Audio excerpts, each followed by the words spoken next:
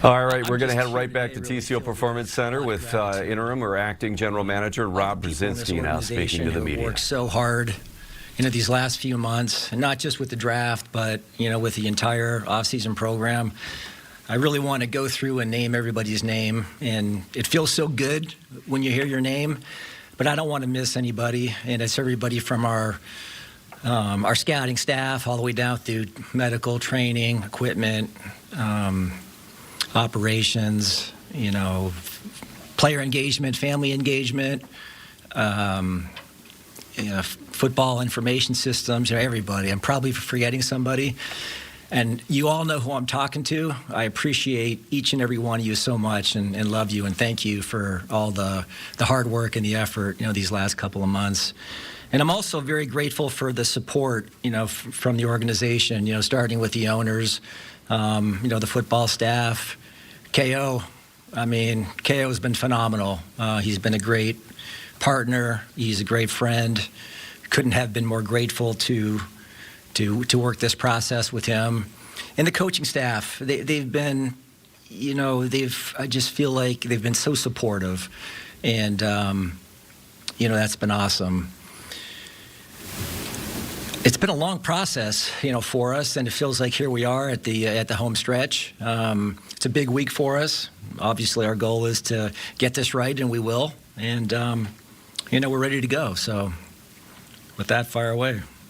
Rob, just in terms of working with KO, just how much has that helped your comfort level of sliding into a new role and having him there with the relationship you guys have built? Yeah, it's always about the people, and he's just a great person, and he's a great colleague. He's a great leader, and I just feel like we have really good synergy. Me working with the personnel staff and the football staff, and KO with the coaching staff. Getting alignment on both sides, and then working together to get alignment, amongst us, and that's really been going well.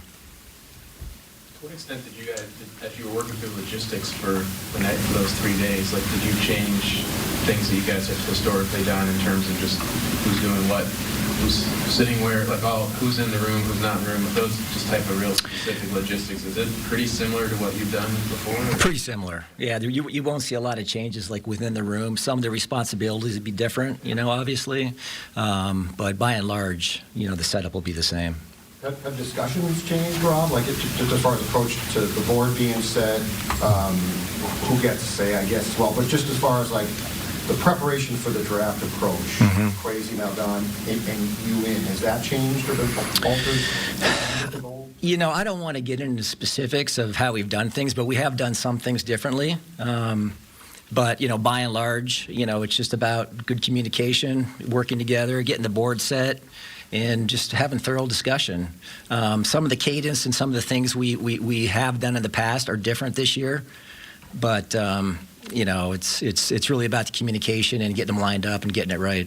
Rob, you've been in the room for a while now on draft night. Have you thought about that first draft call and how you need to prepare for that, or what you're going to say?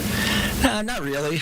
This is a group effort. We're going to make that selection as the Minnesota Vikings family, and it's exciting. Obviously to be in this position. It's an awesome honor and opportunity, and looking forward to it. But it's definitely an organizational decision. Rob, when you look just overall at having 9 picks and having 4 in the top 100, what does this draft mean for you guys at this juncture from a roster building standpoint? It's important. The draft is the lifeblood of what we do, and so our goal is to get it right, and we will. It's an inexact science, but you give yourself the best chance by going through a good process and, have good communication, like we've talked about before, just getting it lined up the right way and getting it lined up objectively. And, honestly, I think the board kind of falls to you. We're working through some different hot spots, things that we think, may be there that we're going to need to be prepared for. And I think we're in a good spot with respect to that. It's gone from 10 minutes to 8 minutes between picks in the first round. Is that? No, most of the time, Dave, you're just killing time. It's just that's for TV and all that. We could get these picks done pretty quick. Yeah. Yep.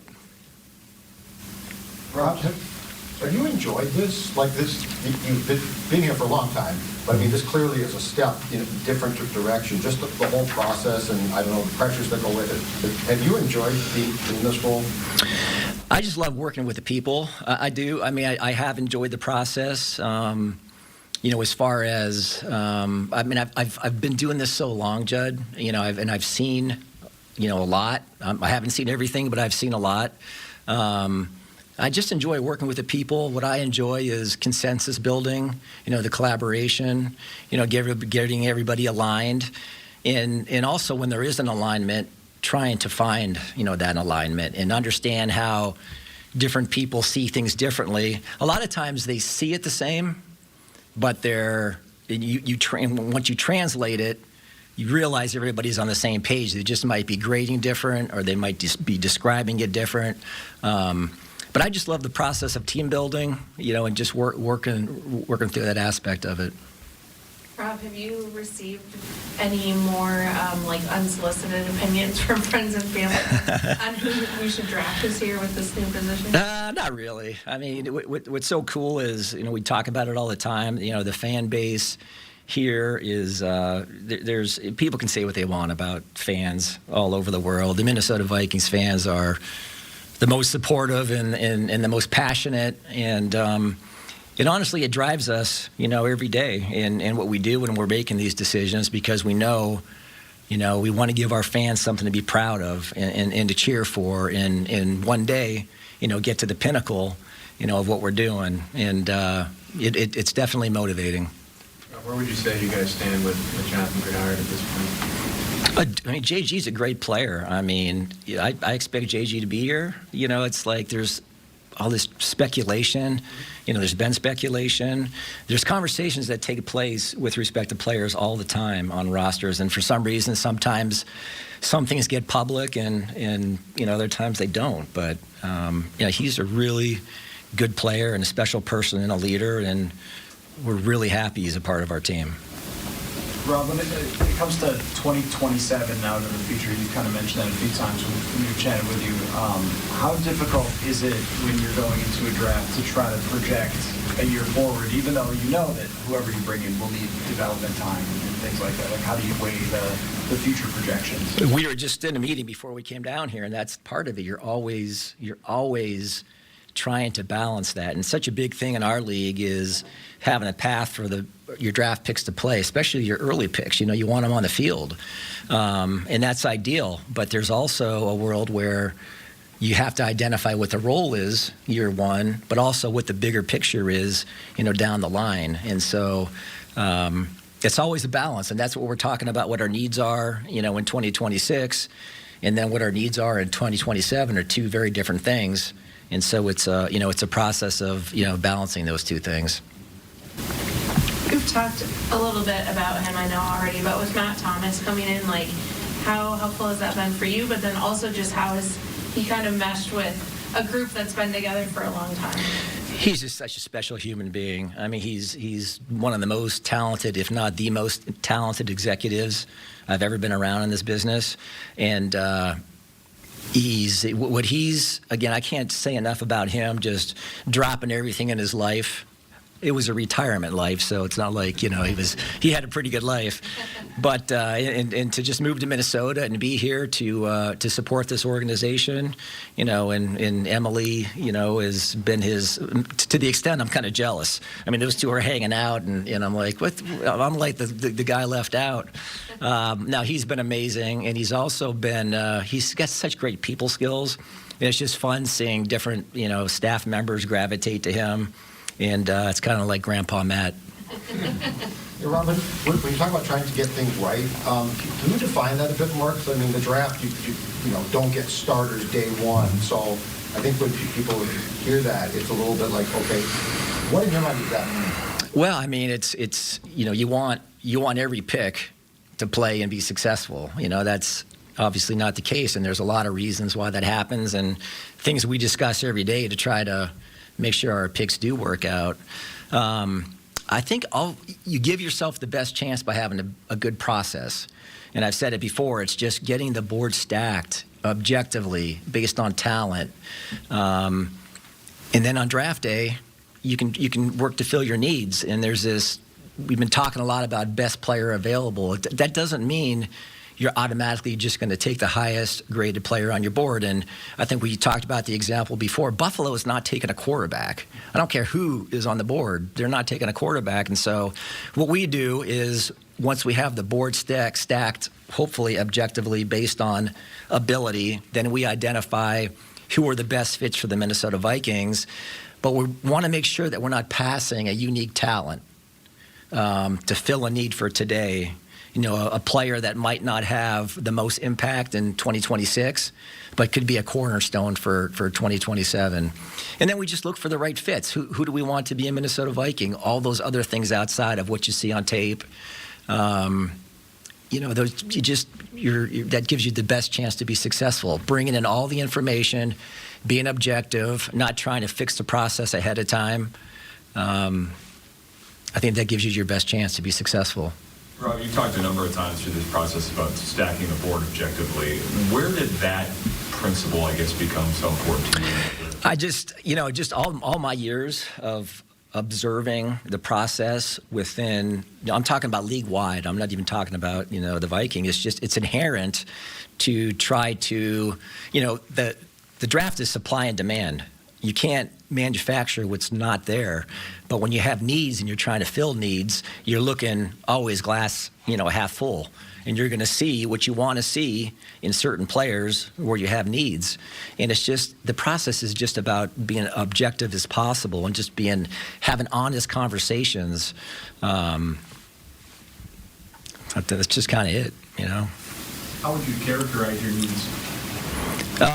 We have a lot of them, like, you know, every team does. You know, we look through our roster, and it's, you know, when you get to the draft, I think, again, to use, you know, the Buffalo example, there's not too many needs that you don't have on your team. So it's more about trying to rule out the obvious and keeping, you know, a wide net cast, you know, for all the other positions. Rob, what's something you've learned about yourself or this process that you didn't know previously? That I could stand up here in front of the media? No, that's a good question. I'd have to process that. I think it just reinforces just, you know, how much success in anything in life has to do with the people. If you don't have good people and the right people, you know, that's what it's all about. And it's just reinforced to me with just what a great organization we have, the talented people we have within our organization. And it's just, it's been a lot of fun, you know, working with everybody. Rob, is it easier to predict what's going to happen ahead of you whenever there's apparently so few quarterbacks? Just the one? Yeah, you never know. I mean, like in today's world, you can look through all these mock drafts. You know, there's so much information out there. So you know, back in the day, to try to find out where everybody was going to go, you spent a lot of time on the phones and all that. And, you know, there's value to that. But, you know, if you're getting information, you're given information. So now with all these mock drafts and all that, it sort of helps you get a sense of how, you know, generally the public or the market in general might be seeing players. I forgot, what was the point of the question? Easier or harder to predict? Oh, to predict, yeah. So, right. So it depends where you are in the draft, too. Like where we are in 18, you're just trying to project. Again, it's based on the talent, and then you're trying to project how they fall. And then we're trying to cluster a group of players that we would like to target at 18 and try to get them stacked and ranked, you know, the way that we'd like to take them. You never know what's going to happen in the draft. You just try to have all the conversations ahead, particularly at 18 and in the first round. You can have almost every conversation as far as who may or may not be there. I think as you move down through the draft, you know, through the rest of the rounds, you just kind of have to let the board come to you. You can't play out every potential scenario that could be there, you know, as you move through the draft. Cool.